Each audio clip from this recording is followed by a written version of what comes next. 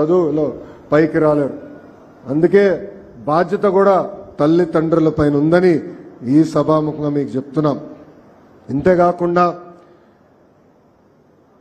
గౌరవ ప్రధానమంత్రి నరేంద్ర మోడీ గారు ఏక్ పేడ్ మా కే నామ్ అంటే అమ్మ పేరుతో ఒక్క మొక్క నాటమని ఆయన పిలిపించారు.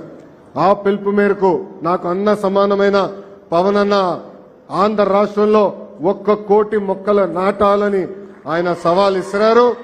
ఈ రోజు ఈ సభాముఖంగా చెప్తున్నా, పవన్ అన్న విసిరేసిన సవాల్ని నేను స్వీకరిస్తున్నా. ఒక్క విద్యాశాఖ ద్వారానే 1 కోటి మొక్కలు నాటి 3 సంవత్సరాలు ఆ మొక్కలు పెంచే బాధ్యత మా పిల్లలు తీసుకుంటారు. అందుకే మన పిల్లలకి గ్రీన్ పాస్పోర్ట్ ఇచ్చాం. ఆ గ్రీన్ పాస్పోర్ట్ లో ప్రతి సంవత్సరం మొక్క పెరిగిందా లేదా, 3 సంవత్సరాలు అయిన తర్వాత హెడ్ మాస్టర్ గారు ఆ గ్రీన్ పాస్పోర్ట్ లో సంతకం పెడతారు. ఎందుకంటే మన పిల్లలకు బాధ్యత పెరగాలి. మొక్క చూసుకుంటూ అనేది ఒక పవిత్రమైన బాధ్యత. ఆ బాధ్యత పెంచేదానికి ఈ రోజు మన పిల్లలకి గ్రీన్ పాస్పోర్ట్ కూడా ఇస్తాం జరిగింది. ఇక్కడున్న పిల్లల్ని అందరినీ నేను కొన్ని విషయాలు చెప్పాలనుకున్నా. నా జీవిత ప్రయాణంలో నేను ఎన్నో నేర్చుకున్నా, 5 మీతో పాలు పంచుకోవాలనుకుంటున్నా. మొదటిది, రోడ్ లెస్ ట్రావెల్డ్ పైన మనం నడక చేయాలి. అంటే అందరూ ఒక దారి వెళ్తే మనం ఇంకొక ప్రత్యేకమైన దారి మనం ఎంచుకోవాలి. దీనికి నేను రెండు ఉదాహరణలు ఇస్తాను నా జీవితంలో. మొదటిది, 2019లో గౌరవ ముఖ్యమంత్రి నారా చంద్రబాబు నాయుడు గారు నువ్వు ఎక్కడ పోటీ చేస్తావంటే ఎప్పుడు గెలవని నియోజకవర్గం నాకు ఇవ్వమని నేను కోరా. ఆ నియోజకవర్గం పేరు మంగళగిరి. 2019లో 5300 ఓట్లు మెజార్టీతో నేను ఓడిపోయా. ఓడిపోయిన రోజు నాలో బాధ ఆవేదన వచ్చింది. కానీ రెండో రోజు నుంచి ఆ బాధ ఆవేదన నాలో కసి పెంచి 5 సంవత్సరాలు కష్టపడి మళ్ళీ అక్కడనే పోటీ చేయాలని, గెలవాలని ఆనాడు నిర్ణయం తీసుకున్నాం. 2024లో యావత్ ఆంధ్ర రాష్ట్ర చరిత్రలో ఎప్పుడు రాని విధంగా నాకు మెజారిటీ ఇచ్చారు మంగళగిరి ప్రజలు. ఇది మన పిల్లలకి నేను ఎందుకు చెప్తున్నా, ఈరోజు పేపర్ చదువుతుంటే చాలా బాధ వస్తుంది. ఒక్క సబ్జెక్టులో తక్కువ మార్కులు వచ్చినాయని పిల్లలు ఆత్మహత్య చేసుకుంటున్నారు. ఒక్క సబ్జెక్టులో ఫెయిల్ అయ్యారని పిల్లలు ఆత్మహత్య చేసుకుంటున్నారు. అవసరం లేదు.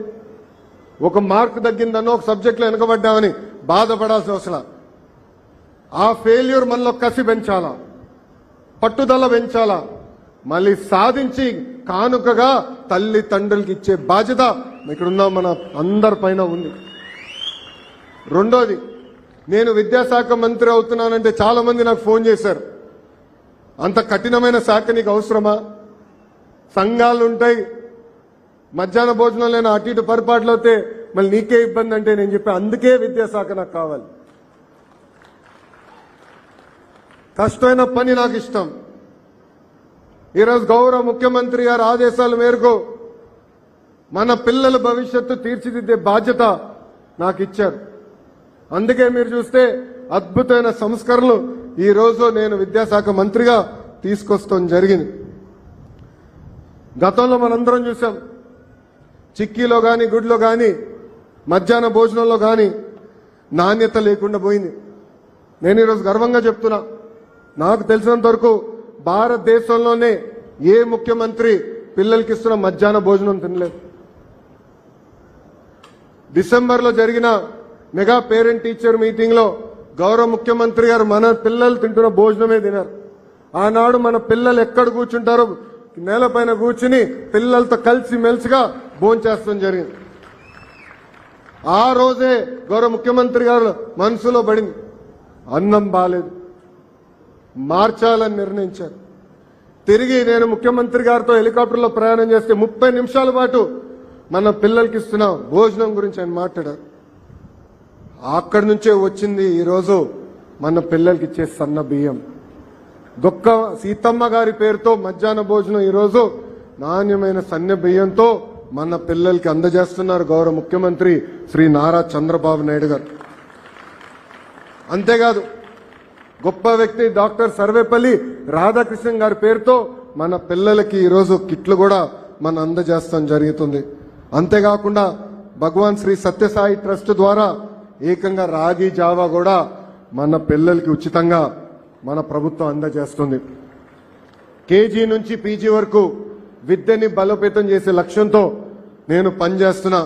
సెమిస్టర్ వారీగా మన పిల్లలకి బ్యాగ్ బరువు తగ్గించడానికి పుస్తకాల్ని మనం రూపొందిస్తాం జరిగింది.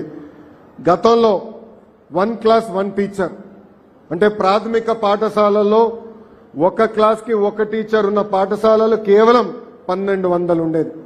అలాంటిది మన ప్రభుత్వం అంటే ప్రజా ప్రభుత్వం ఏర్పడిన తర్వాత ఆ సంఖ్యని 9600 పాఠశాలలకి తీసుకెళ్తాం జరిగింది.